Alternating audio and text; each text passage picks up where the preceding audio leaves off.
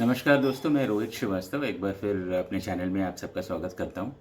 और आज हम लोग बात करेंगे कुछ वोटर्स से, क्योंकि लोकसभा इलेक्शंस चल रहे हैं हमारे देश में और ये कह सकते हैं कि इलेक्शंस डिक्लेयर हो चुके हैं। तो जो इलेक्शंस होंगे वो 7 फेजेस यानी 7 चरणों में होंगे। तो पहला फेज़ जो है वो कल से शुरू होने वाला है, 19 अप्रैल 2024, जिसमें लगभग 21 राज्य और यूनियन टेरिटरीज में वोटिंग होगी। उसमें से एक राज्य उत्तराखंड भी है। तो हम कुछ लोगों से बात करेंगे और उनके विचार जानने की कोशिश करेंगे कि जब वो लोग वोट डालने जाएंगे तो उनके दिमाग में ऐसे कौन से मुद्दे हैं जो टॉप प्रायोरिटीज़ पे रहेंगे, यानी कौन से मुद्दे को ज़्यादा प्राथमिकता देते हैं।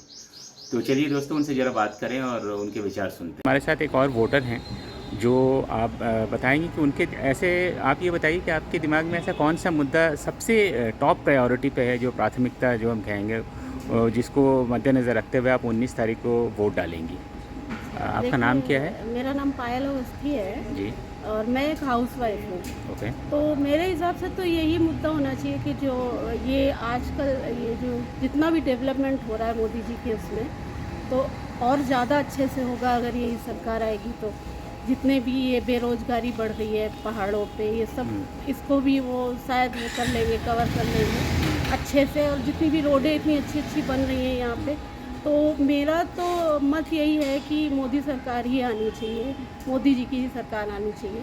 तो उत्तराखंड को मद्देनज़र रखते हुए आपको क्या लगता है कि मतलब वो आएंगे तो क्या ख़ास बात और होगी? मतलब 10 साल से तो थे प्राइम मिनिस्टर। हाँ। अब नई सरकार आप जो कह रही हैं कि दोबारा से अगर वही आ जाएं, तो इस वाले टर्म में आप क्या एक्सपेक्ट कर रही हैं कि वो कुछ करेंगे? इस वाले टर्म में थोड़ा सा कृषि को और थोड़ा सा ज़्यादा बढ़ावा उनकी तरफ, कृषि की तरफ और थोड़ा ध्यान देना चाहिए। और जो अनएम्प्लॉयमेंट है पहाड़ों में, उसको थोड़ा सा बढ़ाना चाहिए उनको, मतलब उसको थोड़ा सा ध्यान देना चाहिए उसके ऊपर। कोई आपका सजेशन कि अनएम्प्लॉयमेंट कैसे, मतलब एज एक नागरिक होने के नाते आपका ऐसा कोई सजेशन है कि अनएम्प्लॉयमेंट को हम कैसे कर्व करें? अब कैसे तो मैं इतना तो वो नहीं कर सकती, पर मोदी जी अगर चाहें तो कर सकते हैं। क्योंकि मैं एक हाउसवाइफ हूँ, तो मेरे हिसाब से तो और बिजनेस वगैरह बढ़ाए जाएं और ये सब। उसके अलावा आपको नहीं लगता कि सिंस आप एक हाउसवाइफ हैं तो जो प्राइसेस ऑफ कमोडिटीज़ हैं वो भी बढ़ रही हैं, तो उससे रिलेटेड तो कुछ वो भी बोलिए। कम होने चाहिए थोड़े से, मतलब बजट थोड़ा सा हम लोगों का थोड़ा जो बिगड़ रहा है वो थोड़ा सा ठीक उसमें आना चाहिए। ओके, बस इतनी बात। ठीक है, थैंक यू। आपका नाम? उषा गुसाई। तो ज़ोर से बोलिए। उषा गुसाई। अच्छा, आपके दिमाग में ऐसा कौन सा मुद्दा सबसे प्राथमिक रहेगा जब आप वोट डालने जाएंगे 19 अप्रैल को? मेरे उसमें युवाओं के लिए रोजगार के लिए मैं करूँगी। और बस तो किस तरीके का आपके पास कोई सुझाव है कि जो आप देना चाहेंगी इसके माध्यम से, कि ऐसा कुछ किया जाए ताकि पहाड़ों पे रोज़गार क्रिएट किया जा सकता है? हाँ, पहाड़ों पे रोजगार के लिए तो जैसे वहाँ छोटे छोटे उद्योग हो, जिससे वो पलायन रुक जाए, जो आज इंसान नहीं रुक जाए, माइग्रेशन रुक जाए। हाँ। और जैसे देहरादून स्टेट कैपिटल है, तो यहाँ पे जो आईटी पार्क है, इस आईटी पार्क में अगर बड़ी एमएनसीज़ को बुलाया जाए तो हाँ, एक ये भी होता है। हाँ, ये भी बहुत बड़ा है। हमारे यहाँ के बच्चे मैं देख रही हूँ, हमारे यहाँ के जो मेरी कॉलोनी कई बच्चे गुड़गांव में जाके रह रहे हैं, उनको तो 40 मिल रहा। अगर हमारे बच्चों को 40-50 अगर देहरादून में मिल जाए तो उनके लिए काफ़ी ठीक ही रहेगा।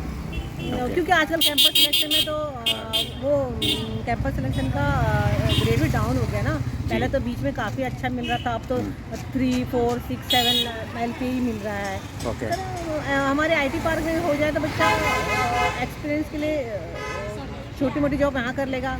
अगर उसको अनुभव मिल जाए तो आगे भी बढ़ सकता है वो। और यहाँ पे जैसे ये इको प्रोन जोन है, यहाँ पे मैन्युफैक्चरिंग यूनिट्स लगाने में थोड़ा रिस्क होता है। तो from the point of view of service industry, आपको क्या लगता है किस टाइप की सर्विस इंडस्ट्रीज़ को यहाँ मतलब लाना चाहिए ताकि लोगों को फ़ायदा हो? जैसे आईटी से तो कुछ प्रॉब्लम नहीं होती, अगर आईटी वगैरह भी आ जाए छोटा मोटा। और इलेक्ट्रॉनिक वाली चीज़ बनाने वाली अब मुझे सेमीकंडक्टर का पता नहीं, क्योंकि आजकल बहुत सुनी सेमीकंडक्टर, अब उसमें पॉल्यूशन होता है कि नहीं होता है। टूरिज़्म के बारे में कुछ? टूरिज़्म के लिए तो कर ही रही हूँ, सरकार कर ही रही है, थोड़ा बहुत और भी करना चाहिए। तो आप इस सरकार की परफॉर्मेंस से आपको क्या लगता है? तो तो है, तो इतना ऐसा नहीं है कि मतलब बहुत ही अच्छा कर रही हो, बस कर रही है। ठीक है, थैंक यू। मेरा नाम राजीव शर्मा है। राजीव जी, ये बताएं कि जो 19 तारीख को इलेक्शंस होंगे, 19 अप्रैल को, तो इसमें आपके दिमाग में ऐसा कौन सा मुद्दा सबसे प्राथमिक है जिसको सोच के आप वोट डालिएगा?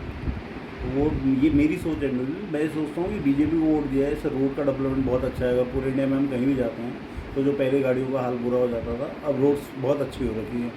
दूसरा, मेरी गवर्नमेंट से एक रिक्वेस्ट है कि अगर जो यूथ है हमारे उत्तराखंड का, उसका जो वाइब्रेशन हो रहा है, इसको अगर वो रोक पाए, जॉब अपॉर्चुनिटी यहाँ मिले, वो दिल्ली बॉम्बे ना जाके अगर वो यहाँ जॉब कर पाएंगे तो बहुत ज़्यादा अच्छा होगा। तो किस टाइप के आपका कोई सुझाव कि किस टाइप के जॉब अपॉर्चुनिटीज़ क्रिएट की जाए?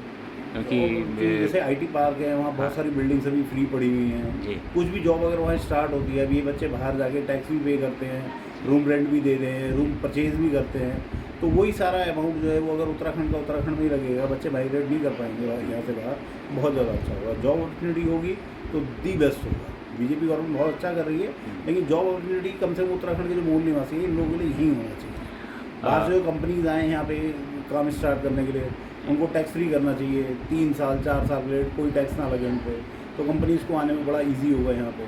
और 2000 में जब वो बना उत्तराखंड राज्य, तो तब से लेके अभी तक की जो पॉपुलेशन ऑफ द स्टेट है वो भी काफ़ी बढ़ चुका है। बहुत उससे ज़्यादा रिलेटेड कुछ आप बताना चाहिए। अब जो मूल निवासी हैं उत्तराखंड के, आई थॉट जैसे ज़मीन का आप कर रहे हैं लोग, कि जो मूल निवासी हैं सिर्फ ज़मीन वही परचेज़ कर पाएंगे, ये पहले होना चाहिए था, काफ़ी पहले। क्योंकि अब करने का चलो बेनिफिट तो होगा, लेकिन मैक्सिमम 99% ज़मीन जो है बाहर वाले लोगों ने परचेज़ कर लिया है, तब तो वो ऑलरेडी उत्तराखंड के निवासी हैं। लेकिन अभी अगर आ जाए रूल्स तो बहुत अच्छा है कि उत्तराखंड का आउटसाइडर जो है वो उत्तराखंड में ज़मीन नहीं ले पाएंगे। ठीक है, थैंक यू। थैंक्स। मेरा नाम हेमंत चौहान है, मैं उत्तराखंड से ही बिलोंग करता हूँ। 19 अप्रैल को ही हमारा वोटिंग का डे है, और इसमें मेरा मेन मुद्दा जो है इस टाइम पे है बेरोज़गारी का। अच्छा। काफ़ी टाइम से बहुत ज़्यादा बेरोज़गारी बढ़ती जा रही है। कोई लगे भी हैं, हम ऐसे नहीं कहते हैं कि लगे नहीं हैं, बट ये है कि थोड़ा सा अपॉर्चुनिटी ज़्यादा देनी पड़ेगी युवा जो हमारी पीढ़ी है उसके लिए। और कुछ एक मुद्दाएँ और भी हैं, जैसे शिक्षा हो गया, स्वास्थ्य हो गया हमारा, इन पे थोड़ा ज़्यादा फोकस देना पड़ेगा हमारे उत्तराखंड को। यानी आप कहना चाह रहे हैं कि डेवलपमेंट थोड़ा ज़्यादा करना पड़ेगा। फिर से अगर ये मतलब इलेक्शंस के बाद जो भी सरकार बनती है वो पहाड़ों पे इन सब चीज़ों का, जैसे एजुकेशन है, हेल्थ है और अनएम्प्लॉयमेंट क्राइसिस है, जी, उसको सॉल्व करें। दूर दराज के गांव हैं, उनमें अभी तक हॉस्पिटल नहीं बने। अगर कहीं हॉस्पिटल हैं तो उनमें डॉक्टर ही नहीं है। किस जगह की बात कर रहे हैं आप? चमोली जनपद में है। मेरे खुद के गांव में मैं बता भी देता हूँ, पोखरी पड़ता है मेरा ब्लॉक। अच्छा। ठीक है। और उसी में क्या है, तहसील भी वहीं है पोखरी में, सब कुछ है वहाँ पे। बट ये है वहाँ पे एक हॉस्पिटल की सुविधाएँ लगाओ तो वहाँ पे एक एक्सरे तक की मशीनें नहीं है वहाँ पे। डॉक्टर तो रही दूर की बात, ओके। वहाँ पे डॉक्टर नहीं है। तो अगर एक गांव का बुजुर्ग है, व्यक्ति है, या कोई इमरजेंसी आ गई तो कहाँ जाएगा? सबसे पहले प्राथमिक स्वास्थ्य केंद्र जाने की सोचता है। तो क्या वो उस जगह से नज़दीकी स्वास्थ्य केंद्र कितना दूर है? वही है हमारे गांव से जैसे 8 किलोमीटर की दूरी पड़ता है। अच्छा। रोड है, सब कुछ है, बट हॉस्पिटल ही वहाँ पे अवेलेबल नहीं है, डॉक्टर अवेलेबल नहीं है वहाँ पे कुछ टाइम के लिए। अच्छा, तो आपके जो इलाका है, जो आप कह रहे हैं जहाँ आप रहते हैं, वहाँ से नज़दीकी हॉस्पिटल कितनी दूरी पे है? 8 किलोमीटर की दूरी पे है 8 मेरे घर किलोमीटर से। की दूरी। ओके। मैंने देखा है, अब जैसे बरसात का सीज़न हो जाता है जी। तो गांव की जो औरतें हैं, महिलाएं हैं, वो जंगल जाती हैं, घास लेने जाती हैं। अगर कुछ बाय दफ़े भगवान ना करे कुछ हो गया, इंसिडेंस हो गया, तो वो उनके लिए स्वास्थ्य की सुविधाएं होनी चाहिए वहाँ पे, है नहीं। दूसरी बात, वहाँ पे शिक्षा की बात करूँ मैं, बच्चे जाते हैं 2-2, 3-3 किलोमीटर दूर पढ़ने के लिए। स्कूल में जाओ तो या कॉलेज में जाओ तो वहाँ पे टीचर्स नहीं है। तो ये मेन मुद्दा होना चाहिए इस टाइम पे कि आप टीचरों को स्कूलों में लगवाएं, डॉक्टर को एक पूरी प्रायोरिटी के साथ आप हॉस्पिटल में उनको एडजस्ट करवाएं, पूरी मशीनें दें, पूरी स्वास्थ्य की जो सुविधाएं होती हैं वो दें, तभी जाके आपको हमारे लिए या आपके लिए क्या होगा, फ़ायदेमंद होगा सर। और दूसरी बात ये है, बेरोज़गारी की मैं बात कर रहा था। बेरोज़गारी बहुत बढ़ती जा रही है गाँव में काफ़ी टाइम से। मैं भी देख रहा हूँ बहुत सारे लड़के, अब ये हो रहा है कि हाँ यार जाना है, कुछ ना कुछ करना है, लोग पहले ये था कि कोई तैयारी करता था तो उस लेवल पे हाँ ये हो जाता है, गांव का एक गरीब बच्चा है वो दूर दराज नहीं जा सकता है पढ़ने के लिए, या बाहर फॉरेन नहीं जा सकता या दिल्ली नहीं जा सकता, क्योंकि वो गरीबी है उनके ऊपर, अभी भी शिक्षाएं हैं नहीं, वो क्या कहते हैं रोज़गार कुछ है नहीं। तो उस पर भी थोड़ा सा फोकस देना पड़ेगा नौकरियों के लिए, कि एक अच्छी सी नौकरी निकाले, छोटी मोटी जैसी भी हो, जैसे कि उसका घर परिवार चल सके जिससे। तो ये सब मुद्दे आपके लिए प्राथमिकता हैं। ठीक, थैंक यू। साथ एक वोटर हैं देहरादून के, और वो बताएंगे कि उनके पास ऐसा कौन सा मुद्दा उनके मुताबिक प्राथमिक रहेगा जिसको वो दिमाग में रखते हुए 19 अप्रैल को वोट डालेंगे। आप पहले अपना नाम बताइए। मेरा नाम वीरभान गुप्ता है जी। मैं गुप्ता जी आज से बताइए। 10 साल पहले अपने बच्चों के बाद यूएसए गया था। जी। तो मैं कंपैरिजन कर रहा था कि हमारा देश 100 साल पीछे है, लेकिन आज की स्थिति में मैं देख रहा जब से मोदी जी आए हैं कि हमारा देश उनसे बराबरी क्या आगे ही है।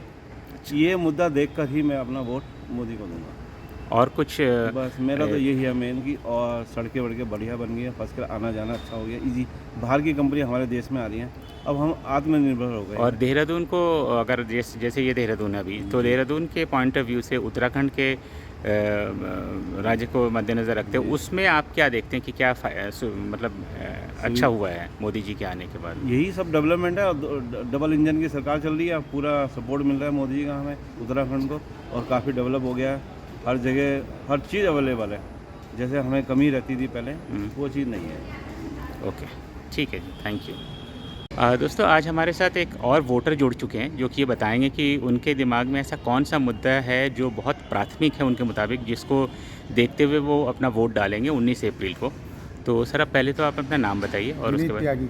ओके, अब कौन सा मुद्दा आपके लिए प्राथमिक रहेगा? प्राथमिक क्या रहेगा, डेवलपमेंट काफ़ी हुआ, ओके, सरकार के कार्य अच्छे हैं, तो इसी मुद्दे पे वोट डालेंगे। तो आप अगर चाह रहे हैं कि जो अभी जो सरकार है बीजेपी की, ये वापस आएगी, वापसी आए तो इससे मतलब डेवलपमेंट थोड़ा सा और ज़्यादा होगा। और उसके अलावा जो जैसे मान लीजिए डेवलपमेंट के चक्कर में बहुत सारे पेड़ पौधे काट दिए जा रहे हैं, उससे रिलेटेड कुछ पेड़ ओपिनियन? पौधे तो जब सड़कें चौड़ी होंगी तो काटने तो पड़ेंगी। ओके, तो प्लांटेशंस वगैरह प्लांटेशन भी हुआ है? प्लांटेशन हुआ, जो पेड़ कटे थे शारदा रोड के, उनका प्लांटेशन हुआ रायपुर रोड पे। ओके, और कुछ बताना चाहेंगे आप? बस सब ठीक है, सब लोग अच्छे हैं।